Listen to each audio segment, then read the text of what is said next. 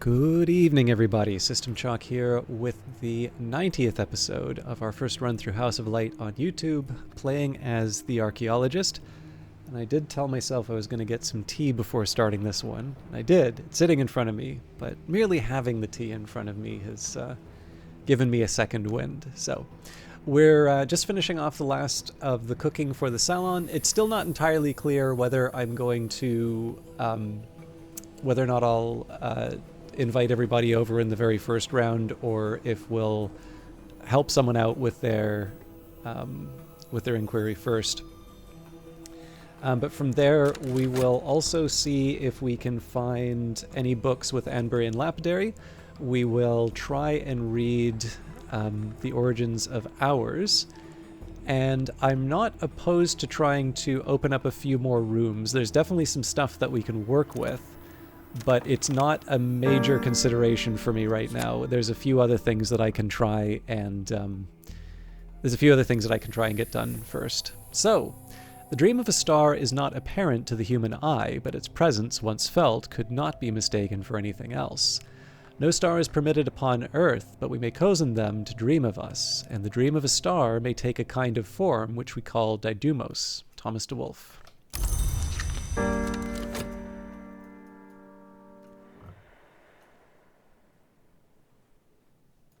I will say, one thing I really like about... There's two things about the Weather Factory game. Sometimes I like it when there is a reference that I know, right? Because you always feel smart when there's a book that gets referenced, like, I've heard that before.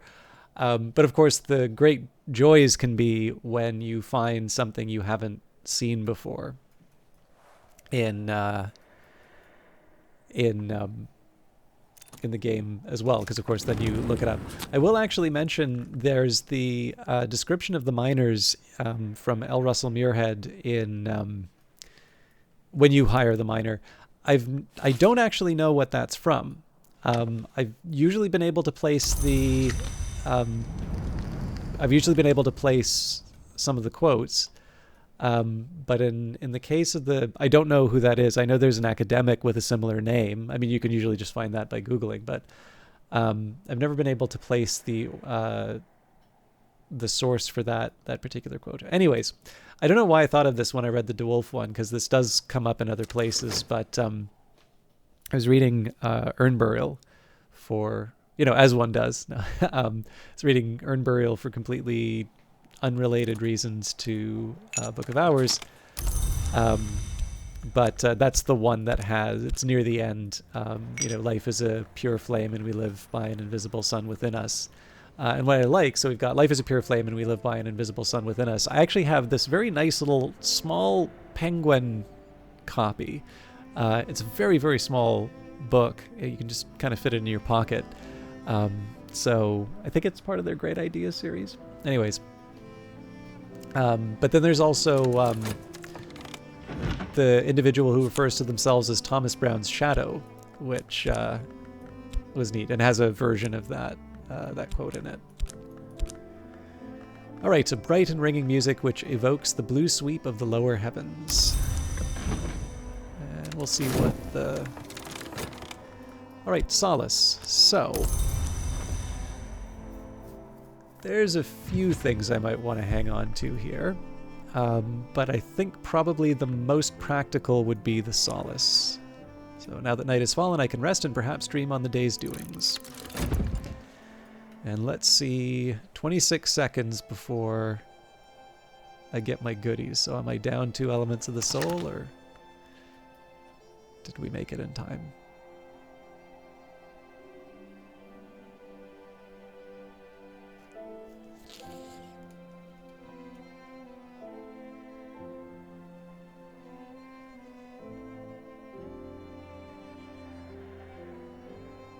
We did it. And we got mackerel, no less. Nice little replacement for what we gave up for the salon.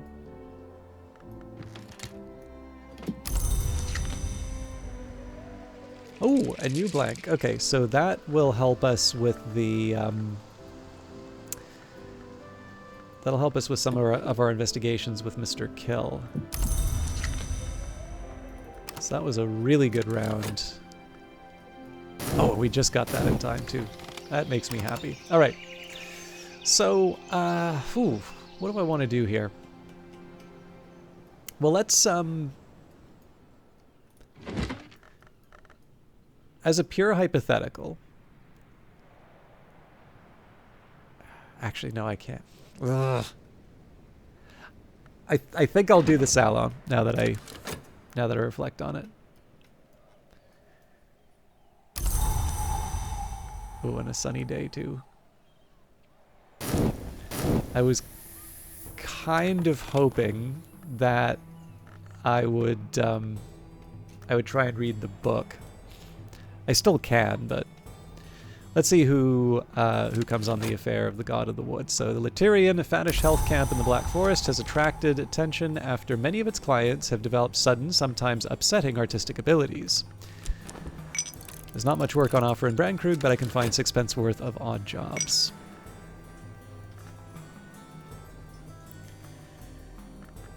So again, just waiting on who's arriving. Agdistis is the only one right now that we know has arrived, or sorry, that came on the previous business. So the thing I'm trying to avoid here is one of my guests getting scooped up as part of the incident.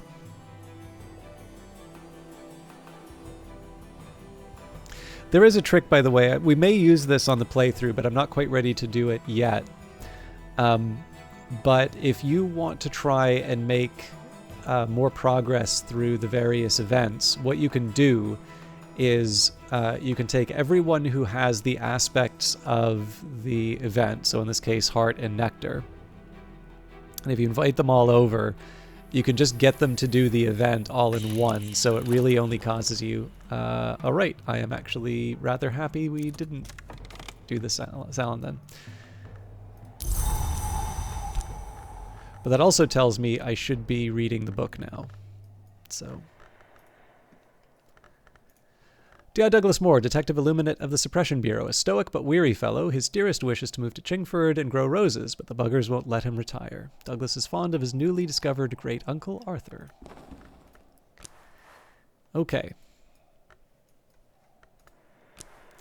On the God in the Wood. Got to go see about all these bleeding painters. Don't mind telling you, I've got better things to do, but boss is as boss does. Boss sat me down and explained like Tyrion to me, and Pan. You know, I got a bleeding grammar school on the bleeding strength of my bleeding... Sorry. Boss sat me down and explained like Tyrion to me, and Pan. You know, I got into bleeding grammar school on the bleeding strength of my bleeding Greek. Bleeding scholarship. Never mind. Let's see what you got on this. So if I can give him a Greek text, I'd be particularly happy about that. I know I've got Apollos and Marsyas as an option, but let's see if we can find a Greek text.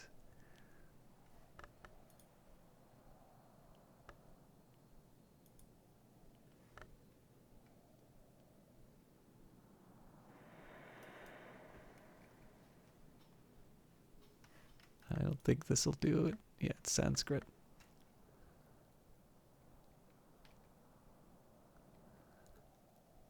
Oh. Hey. Nothing too sinister here. Well, more artists in the world. Strikes me as a sinister sort of phenomenon all by its own self. But nothing for the Bureau, I reckon. Thanks. Okay. So, we want to do a big move right now. So we'll go to the Pale Desk. We'll use our Faust. We will use the Mazarine Fife. We're going to read the Origins of... Yeah, see, the thing that made me hesitant about the Origins of Hours is if we wind up with, like, Sacralamea from the Salon, then I'm going to feel kind of foolish. But I don't want to put everything on hold, so we'll work with that. We've got the VAC. So my best Sky skill is Sacralamea. And this is a 16. Now, one option I have is just to try the Ascendant Harmony and try my luck with like a memory or something like that. But in this case, we can just use the Didymos. We also know that we're going to be able to get the Didymos again with the Ascendant Harmony, so it's a little bit of an expensive path, but it's something that I can manage. So I can master this mystery. Enough sky to match mystery sky. And that also tells me that I should bring in Denzel. In fact, we use the metal here. Denzel rarely works for free, but he won't take payment for helping a friend. It is summer. I'm sitting on the bench outside the Sweet Bones, eating crumbly cheese and nettle wrappings and good black rye bread, soaking up the sun.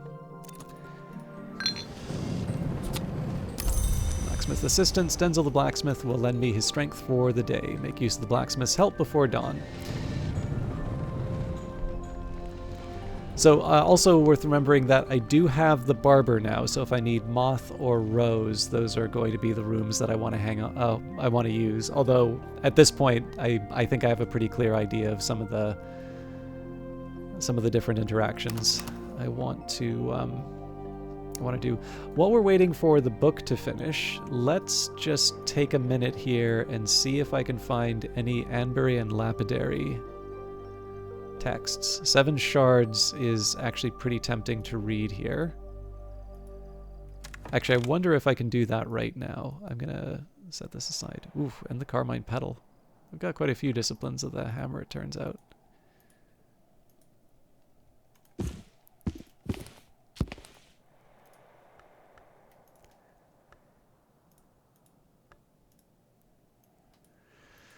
So I suppose in a pinch, I could take the Anbury and Lapidary... I could take the some of this forge stuff and apply it there. That'll probably happen to door and wall. Oh, there we go, the manner in which the alchemist was spared, although that's a pretty intense forge skill, so not so clear how I'm going to make that work. Yeah, transformations and liberations I have a lot of, so I can see how we might, not even might, we probably will use that. All right, so obviously I've got a lot for the Spintria, but that'll help me with when Oriflammes comes, so... So for the remainder, let's see if I can make something happen with the... It's a little late in the day, but if I tried to read 7 shards, so I'd use an Arab, I'd use Edict's Martial. Okay, so yeah, that's just a question of reading a book with a contradiction. Okay, so there's a couple things that I'm going to do for this. So number one, I want to just read any old book. So if we're going to be leveling up Sacralamea, we probably want the Faust and the Tryst set aside. So we'll use Core.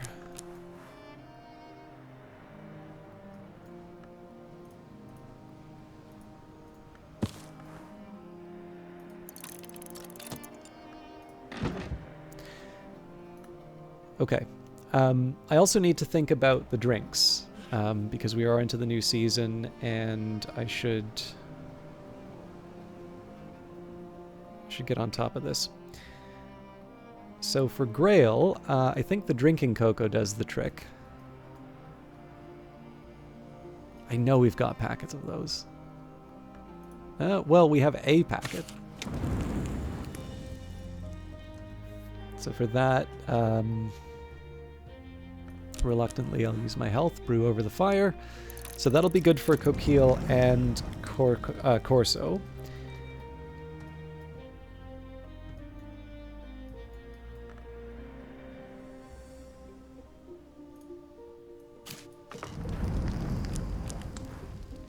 So this will be for Douglas.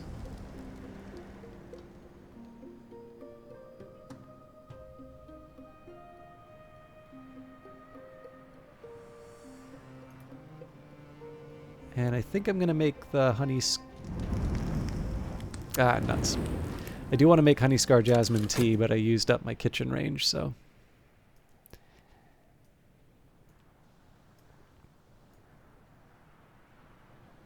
So yeah, this is quite late in the day for me to be making a move on Disciplines of the Hammer, but...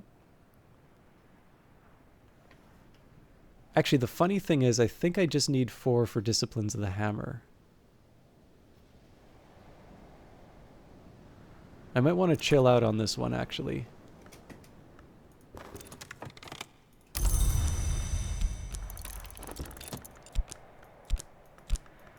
It pains me to do it, but I think I might actually just sit on the... I may just sit on the contradiction.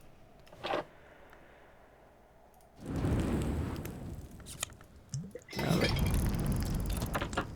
Gotta pour a few things out. I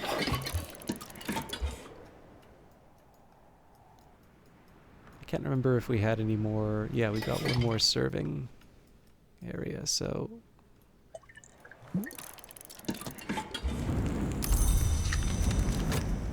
Nope. And we should be able to make the honey scar jasmine tea now. Make honey scar tea, a hot drink with forge, nectar, and rose. Okay, so gotta do this in a certain order. Okay, let it air out. Try that again.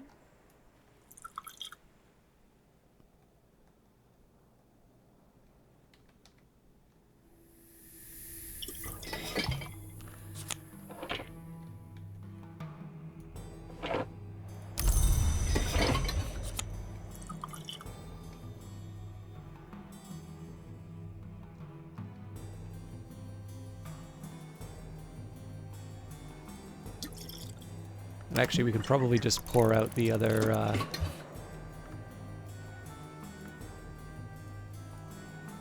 Well, we'll wait it out, but...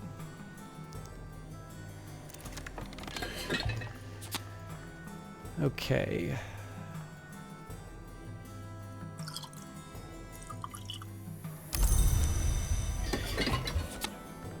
So that's for me.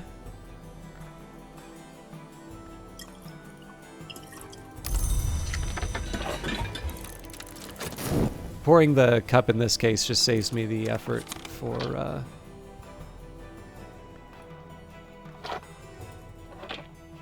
pouring it next time. Although I could just theoretically put the... I could just put the teapot on the table. It doesn't really change anything. So once the honey scar tea is done, that should be it for... Yeah, 4 of the 5. What else did I want to do? So given... Well, I'll still be trying to level some things up, so maybe I don't want to commit too many of my elements of the soul until we see where we're at with the text. Okay, the origins of hours. The sage and ecstatic Soham, frequent visitor to the Mansis, claimed to have discoursed with the beach crow in person. Soham later insisted on a sky burial. Soham's writings veer from poetry to confession. He identifies from flesh, from those who were mortal, from blood, those who arose from sacrifice, from light, entry from the glory, and from stone, those who arose before his knowledge. He insists that the moth was the first god who was blood, but later contradicts himself and claims it was the Red Grail. The Mansis was different before the first god came from light, but never a doubt it existed, even then. Okay, so I was expecting us to have a few lessons to contend with. Where do I put my confounding parables? I think here? Yeah. I think that was our first back text. So yes, I think probably my best bet here would be level up Sacralamea to 7. And then use... Actually, the funny thing is, while I do want to level up Sacrosolus and Victi for 6, there might be a better argument for leveling up Enbury and Lapidary, because that's further along the chain.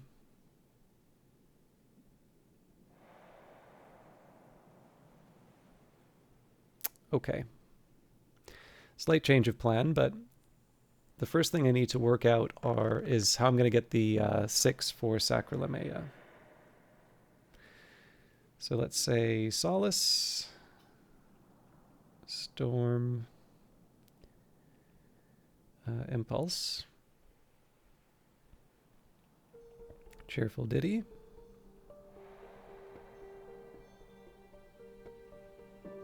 Beguiling Melody.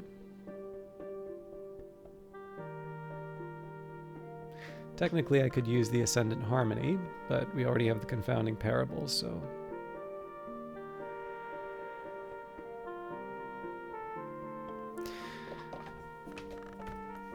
So a few of these, Mr. Kill isn't going to give us no matter what.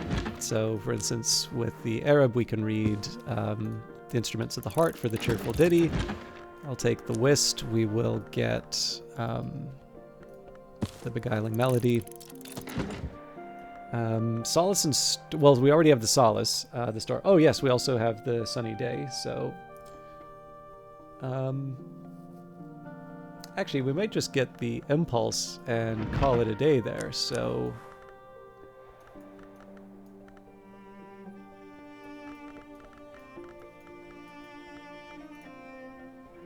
I'm trying to remember where I left. I think this one. It's good enough for Douglas, it's good enough for us. Okay, so let's make sure I've got what I need. So 1, 2, 3, 4, 5, 6. I can use the Faust or the Trist. Actually, probably Trist makes a little more sense here. Okay, so that gets me Sacralamea. Now, Enbury and Lapidary is kind of interesting because we're competing right now with a bunch of our Sky stuff. But in a little bit, we're only going to need 2 and then 3 memories. So I'm going to run a slight risk here that I run out. As I used to say in my youth, the day is done and so am I, but I've earned my pay. So what I'm going to do here is I'm going to try my luck with Denzil. No! I'm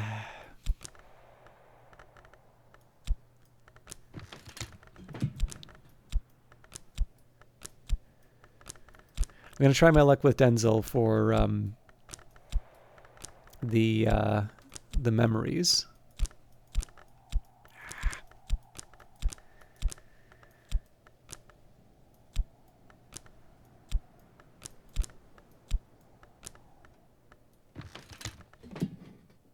All right, that works.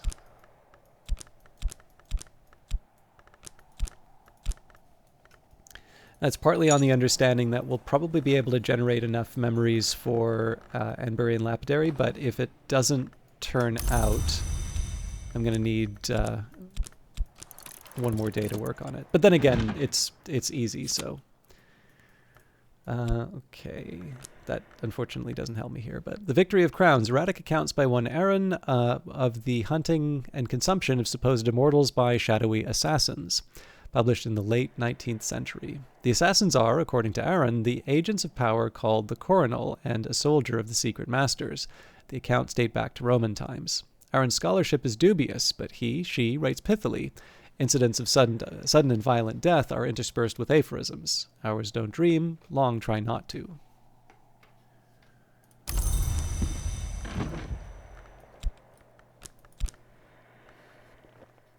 Yeah, so it's going to be a little cramped at the very end of the day, but I think we will be in decent shape for the tasks I want to do.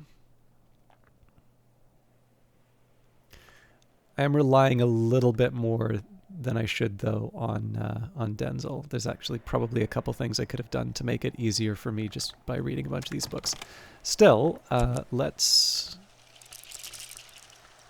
take the opportunities that we have. So I will go to Crowcross Sands and the moor. The wind's almost warm.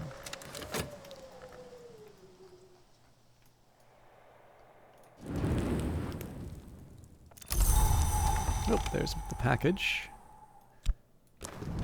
Unwrap, unbox, unleash. Alright, and that foresight is very welcome. That means we're probably good for the Anburian Lapidary. Alright, so let's pour out a glass of that.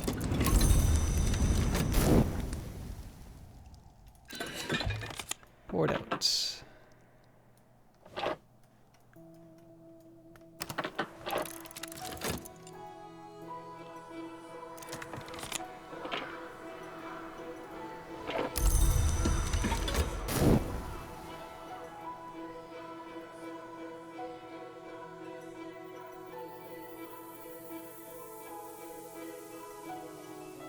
This really should be the point where I'm actually getting the remaining memories, but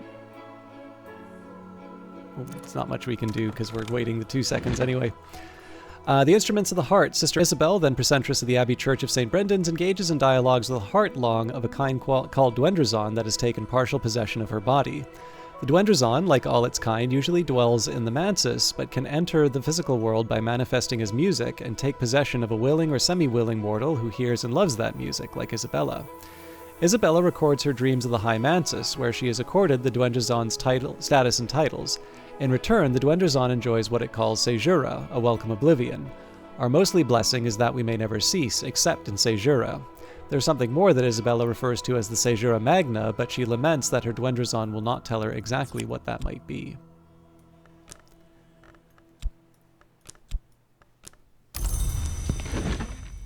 The Intimations of Skin, fiendishly complex, weirdly distorted illustrations of Congress and anatomy by the haunted visionary painter Niels Frederick Malsker. Malsker illuminates the evolutions of the names of the Grail with unfortunate clarity. It seems a lovely who consumes an ivory becomes an ivory. A lovely who consumes a thirstly becomes a thirstly. A lovely who consumes a name of another hour might take its place. In the penultimate illustration, a lovely grapples with a fungoid knot that can only be a name of the crowned growth. The lovely's mouth and other portals gape wide, and the growth name is already partially engulfed. But it seems that Malsker couldn't bring himself to illustrate the result, and the final illustration is a scrawled, bloated obscurity. I know we read that one a lot, but it's the only beguiling melody I have right now. A true and complete accounting of the Asclepian mysteries of the roots of the house. Descriptions of the Asclepian mysteries reproduced by one Riley Gress from supposedly a much older text. It's unlikely to be genuine, but it makes reference to the house without walls and its wood right there in the prologue. This is very obviously not an antique text. At the very least, it has been badly mutilated, but it contains substantial intriguing material, especially a persuasive comparison of the house without walls, without doors, to the human body with its many portals. The direction of death is down, the book explains. The peacock door has been considered a rent or an abrasion, but in some respects is more like a mouth, if not a more treasured point of entry. Discussions of the doors include a rite which may conjure creatures through those doors, although key incantations are missing. Okay, I've got 2 seconds before... Yeah, let's wait to see what Denzel gets me. Better now. Alright, there's the pheasant, so let's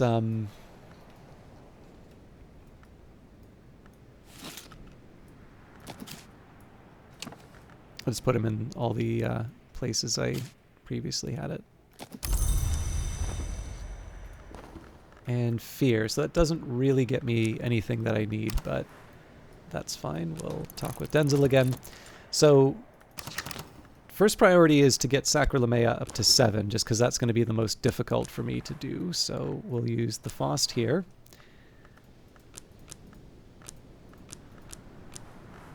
When I thought I'd understood, I'd only begun.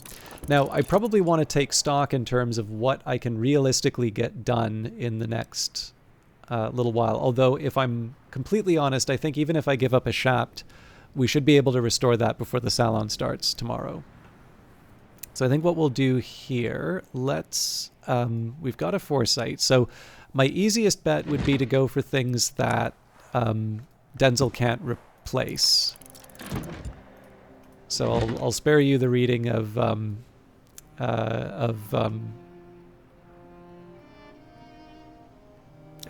God, what's the name? The Intimations of Skin again. Well, actually, I guess that'll be in another episode, so it doesn't matter as much. But but I will read it for the memory. So that gets me... So in theory here, right, this gets me from 2 to 3. So I only need 2 more with the foresight. So for that, I suppose we can just do the storm and the solace.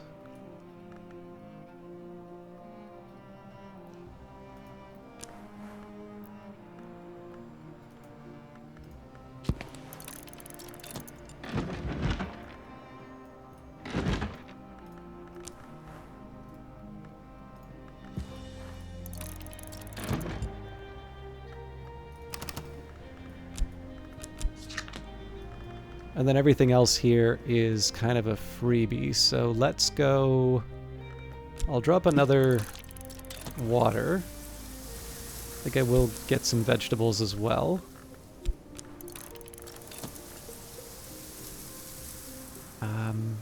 Less clear what I can do with my remaining metal and shaft, though, because we just kind of leveled everything up. Or at least we have what we need for the levels. Well, let's earn some money at the Sweet Bones.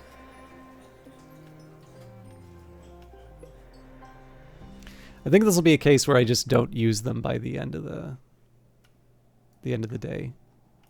Or I can make some bitter black salts.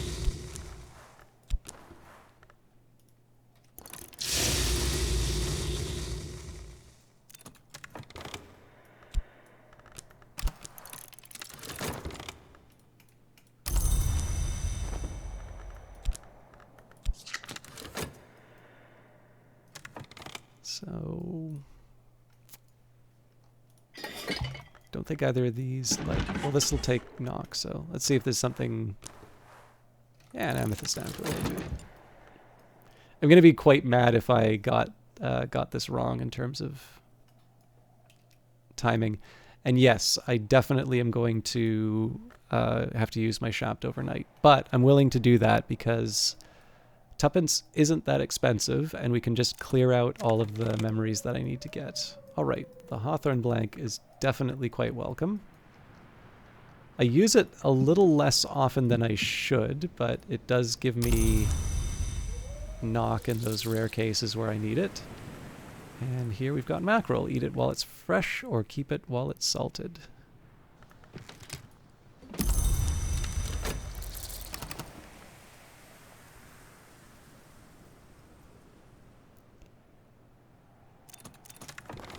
Okay, another fear from Denzel. It's too late to keep talking with him. Perugian Diaries, 1907, at the age of 18, Christopher Loppley left Strathcoyne's household to study theology at the University of Perugia in Italy, enrolling under the name Christopher Strathcoyne. For 4 years since his adoption from a Bristol orphanage, Loppley served as Strathcoyne's pupil and protege, but his relationship with this austere and secretive man was always complicated. His journal confides, "I still think Fraser's intentions are good, certainly he agrees, but I never understood the final goal of his investigations. He was never prepared to enlighten me, and good intentions or not, I can no longer bear this dream of eyes. We have agreed to part almost amicably."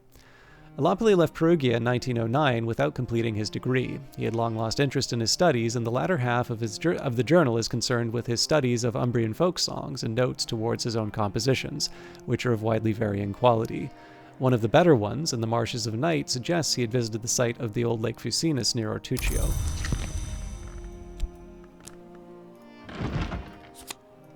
Alright, I will, like I said, spare you the intimations of skin. I also know we're over time, but I want to make sure that I cue this all up before I finish. What does not bark? Alexander Props writes warily of Calyptra, a law, principle, or society which prevents the dissemination of dangerous knowledge. Calyptra, like the planet that occludes the star, or the Doylean dog that fails to bark, can be identified only by its absence. Even the name, I think, must be a mask. Calyptra is said to make exceptions specifically for the libraries of the Watchman's Tree. Does it make those exceptions so the Hours can make use of them? And Traveling at Night Volume 2, the annotated dream journals of Christopher Loppley, sometimes called the only readable occultist. Literate, entertaining, bewildering. There's an extensive discussion on the comparisons between Loppley's own dreams and those of the Emperor Elagabalus, who Loppley regards as a dupe or avatar of the sun in rags. The white is west of the world, Loppley remarks, and winter does not wait forever. Elagabalus found his way to the White Door at last, thankfully. Speech can't pass the White Door, and honestly, Elagabalus never had anything very interesting to say. I tried to follow in his footsteps, but I never learned enough of the White. I suppose I'm thankful for that too, but here's what I do know. Alright, so obviously what I'm kind of giving up in terms of an element of the soul was completely avoidable if I just read a couple of these intermediate ones before. But we can't undo it, so we might as well push ahead. I'm no expert, but I'm no dabbler either.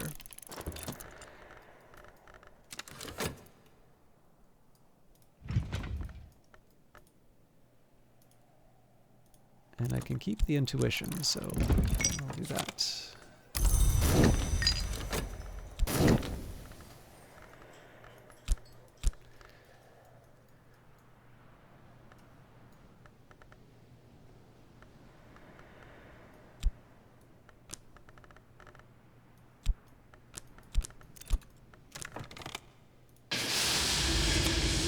One can cook with bitter black salts, but only if one uses them very sparingly.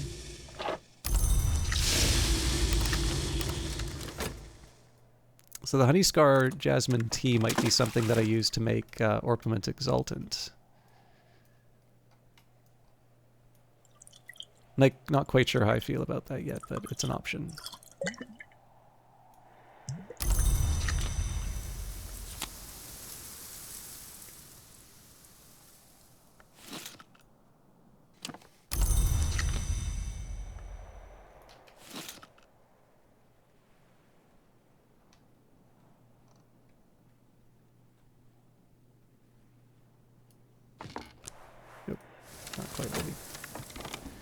Alright, the skill is now level 3. Its power aspects have also increased. So one last round. I'll queue this up to the right spot before I go too far. Okay, so Aronoscopy down here. We can put Cyclone Eclipse aside. We can fill in Ragged Crossroads here, and then we can put Anverian Lapidary there.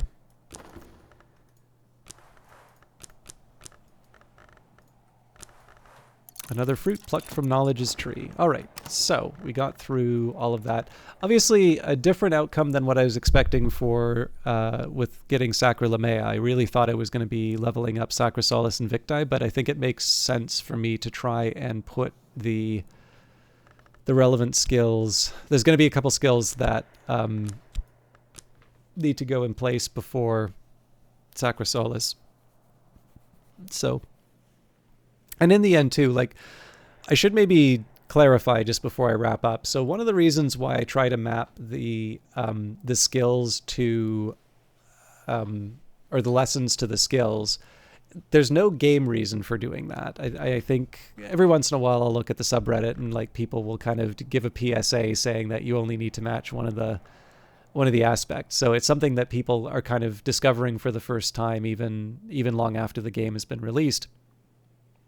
But what I find for myself is that in terms of just the number of things that I need to keep track of, it is a lot easier for me to just remember, you know, Sacra Lamea, Sacra Lamea. And what happens there, I definitely feel like there are some skills which have simply more entries than others. Like, for instance, I just seem to have a whole lot of great signs and great scars running all over the place. And for those, I just generally find it's easier to say, okay, great signs and great scars is where I want it, so this is a free grail and knock. And so it's just a little bit easier to kind of keep in track off the top of my head.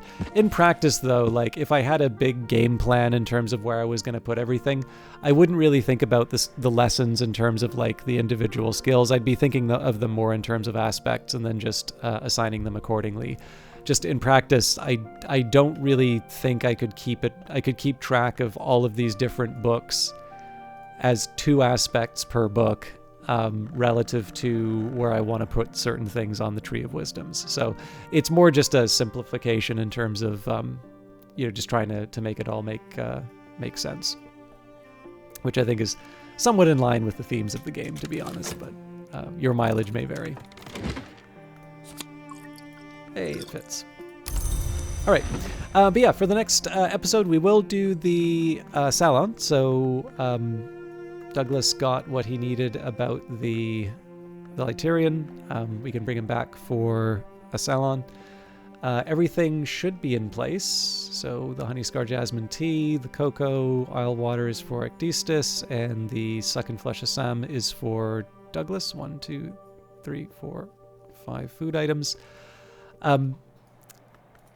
I was somewhat inclined towards doing the salon before I read on the origins of hours, just because I don't know what lessons I'm going to be getting. But I think we're in a good enough shape. I don't know. I would be surprised if we run out of elements of the soul for the salon. It's not guaranteed, but we're getting to a nice spot now where you'll just notice we've kind of got more than one. In fact, it's just the whist that I don't have. So in general, I think we're in okay shape. Anyways, I'm 10 minutes over. Thank you very much for watching. I'm hoping we'll have a little bit more activity for the next week's episodes. But until then, I hope you have a nice weekend, and we'll see you in the next one. Take care.